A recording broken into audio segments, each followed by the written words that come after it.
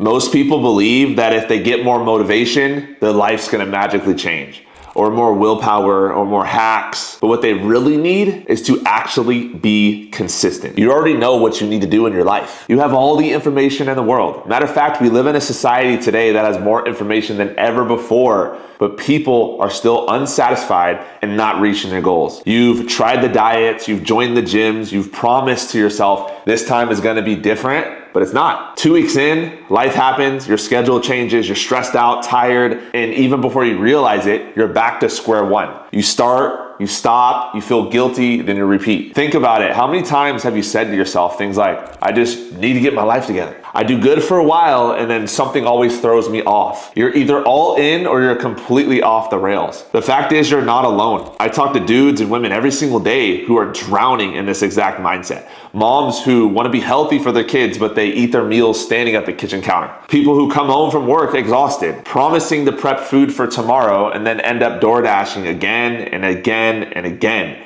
I talk to dudes who haven't worked out in months and feel ashamed when they look in the mirror because they don't recognize themselves anymore. And you want to know what hurts the most? It's not the weight gain or the lack of muscle that you have. It's the feeling that you keep breaking promises to yourself. And we all know that one person in our life who is inconsistent and can never keep a promise. They tell us they're gonna do something and you know for a fact they're not gonna do it. They promise you they're gonna pay you back. You know for a fact they're never gonna pay you back. They promise they're gonna be at dinner at 5, but you know they're not gonna get there until 5:30. You know that person, so do I. But what about yourself? How many times have you started a program, a course, or a challenge and not finished it? You started reading a book and only read a couple of chapters. These are the patterns of inconsistent people. The more times you break a promise to yourself, the less your word truly means to you. You say you're gonna meal prep and you don't. You say you're gonna wake up early and you don't. We talk about being a man or a woman of our word, but what about a man or woman of our word to ourselves? This shows how much you value yourself or not. It's one thing to value your word to someone else, but you should value your word to you even more. I'm talking about the promises you keep in your head that you don't tell anybody about, but you break the word to yourself over and over and over again, and it waters down your word. If you can't follow through on yourself, how are you going to expect to follow through for others? Dangerously consistent means you become the kind of person who does the workout even when you don't feel like it. You track your food even when you don't want to. You show up to the gym even when you feel like you don't even have the energy to get off the couch. And to me, dangerously consistent means you're not just consistent for a couple of weeks, but you're consistent for years. That's the way I see it. It's a bigger time horizon. Just because someone does 75 hard doesn't mean they're consistent. Just because you lost 20 pounds in 6 weeks doesn't mean you're consistent. To become consistent means you stick with it for the long haul, which is years. You stop restarting. You stop recommitting. You stop living in a cycle of guilt and regret. You become a machine, a person to follow through. When you say something, you mean it. Now, if I want to be consistent, not just for a few weeks, but for years, then one of my main focuses should be avoiding burnout. And you've been told the wrong things about consistency. You've been told that it takes motivation, but you won't be motivated every day for years. And this is where the motivation trap leaves you hanging, because yes, motivation comes and motivation is great, but motivation is not gonna last for multiple months and multiple years. And this is why we see people starting their fitness journey in January or a New Year's resolution, and then everybody's falling off in February because they get started with motivation and the motivation leaves them.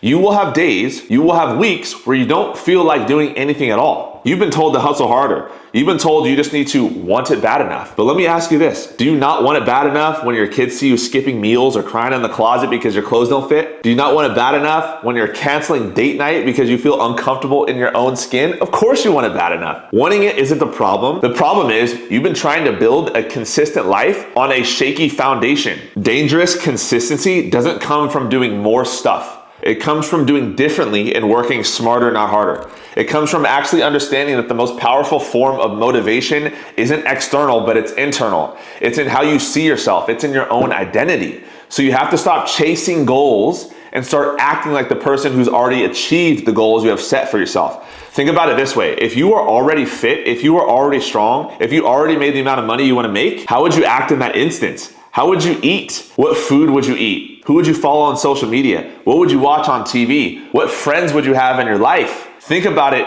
What time would you go to bed? Would you skip workouts? Instead of hoping you're gonna magically transform your life, you have to first become the person you desire to be. So look at it this way. What would the 30-pound lighter version of yourself do on a daily basis? How would they act? You don't become consistent by grinding harder. You become consistent by becoming someone new. Let go of your old identity. Become someone who doesn't negotiate with their feelings. Someone who doesn't have to start over again and again and again because you never fully quit. The dangerously consistent person understands that the goal isn't to get fit, but it's actually to stay fit. They aren't in a rush to lose weight or to get abs. They don't need to do a 6-week challenge because their life is a challenge. They know that this game isn't a marathon, but it's actually a sprint. The dangerously consistent person knows that they will be on a fitness journey until the day that they die. The dangerously consistent person isn't trying to be perfect because they know that perfection is going to burn them out. To become dangerously consistent means you aim to be 80% consistent for 100% of the time. Not 100% consistent 100% of the time, because that leads to burnout.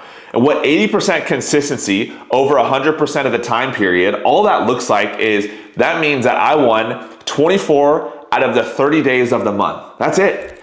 And that also means that 80% of the foods you eat are clean. When you look at your life, when the goal for your life is just to become 80% consistent 100% of the time, you lower the bar. And that also means that if you miss a workout, it's okay. That also means if you have one bad meal, it's okay, because your goal isn't to be perfect, it's to be 80% dialed in. Now here's the 3-step framework that I give my clients that has changed everything.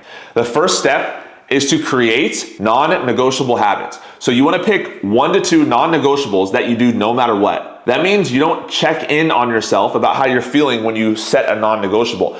You do it despite not feeling good. You need to give yourself confidence that you can do this, so start small. And if you notice, I didn't say choose 5 non-negotiables or even 4. I said 1 to 2. Because a lot of people set way too big of goals and they end up falling short of those goals. And what does that do? That breaks promises to yourself. Our goal is to keep every promise that we set for ourselves. So if you don't think it's realistic for you to work out 5 times a week, don't set a goal of working out 5 times a week. If you don't think it's realistic for you to eat 100% clean for the next 21 days or 30 days, then don't set a goal of trying to eat clean every day for the next month. Set a goal that is realistic and only set 1 to 2 non-negotiables. Keep that promise to yourself, and then you can build upon those promises. So for example, one of my non-negotiables is that I eat 200 grams of protein every single day. And that is doable for me, and that is actually easy for me to do. Another non-negotiable for me is that I work out 4 times a week, no matter what. It's not 5 because I know there might be some weeks where I can't get to 5 in. So my non-negotiable is 4. And because I've been able to eat 200 grams of protein every day and work out 4 times per week, every single week, no matter what, not over the span of a few weeks, but over the span of multiple years, matter of fact, over a decade, I'm a completely changed person. So set your 1 to 2 non-negotiables and work from there. The second thing you do is you use visual proof. So you need to actually be able to track your non-negotiables if you get them done or not. That is why the non-negotiables have to be an actual numerical value. So it's not good enough to be like, I'm gonna eat healthier, or I'm gonna lose weight, or I'm gonna work out more. It actually has to be something that you can measure, something you could check off on a daily basis. So this could be a step goal. So maybe your step goal is walking 7,000 steps a day, every single day, no matter what. It might not be 10,000, but it might be 7,000. Maybe another non-negotiable is that you wake up no later than 6 a.m. every single morning. But you set something that is trackable and you track it on a daily basis to give yourself that confidence that you can actually follow through on the word to yourself. Stack evidence until the identity sticks. So your identity as a consistent person isn't just going to magically change overnight, but it will slowly start to transform as you win 1 day at a time. The third thing you do is you make the decision. You decide once. You don't get to ask, should I work out today? This is non-negotiable. This is the new you. This is who you are. You make the decision that when you say you're gonna do something, you do it. You become a no matter what type of person. Doesn't matter what curveballs life throws you, you're gonna get it done. But the beauty of this is when you set a goal of becoming 80% consistent, you are setting room for error, room to not be perfect, because your goal isn't to win the race. Your goal is to stay in the race. And when you understand that winning doesn't mean I cross the finish line,